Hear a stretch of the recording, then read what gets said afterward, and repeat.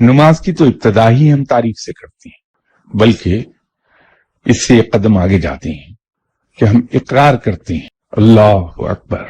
हमने कभी इस पे गौर किया कि जो हम हाथ उठा के यहां तक ले जाते हैं अल्लाह अकबर, ये अल्लाह अकबर के सिलसिले में एक एहतियात मैं अर्ज कर दूं, वो यकीनन आपको मुझसे बेहतर पता है, लेकिन बस यूं ही दिल में आई कि मैं आपके सामने बयान कर दूं।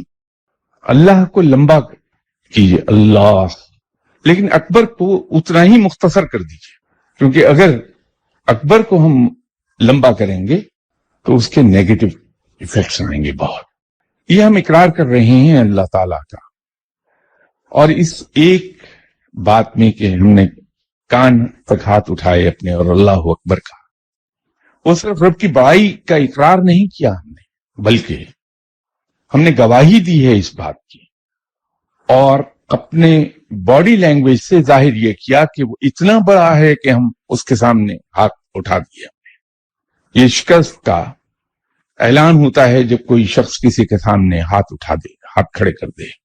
दूसरी चीज ये है कि जिस तरह फौज में जो सैल्यूट किया जाता है, हाथ को खोल लेते, मकसद ये है कि हमारे हाथ खाली हैं, हम दोस्ती के जेस्चर से तुम्हारी तरफ आ रहे हैं।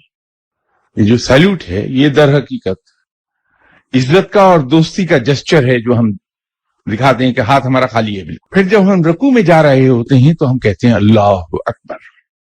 ऐसी नमाजें जहां जिक्र सरी होता है, जो सरी नमाजें कहलाती हैं, जिसके अंदर तलावत बुलंद आवाज से नहीं होती, हम दिल में तलावत करते हैं, वहां भी अल्लाह अकबर जहरी तौर पर कहा जाता है।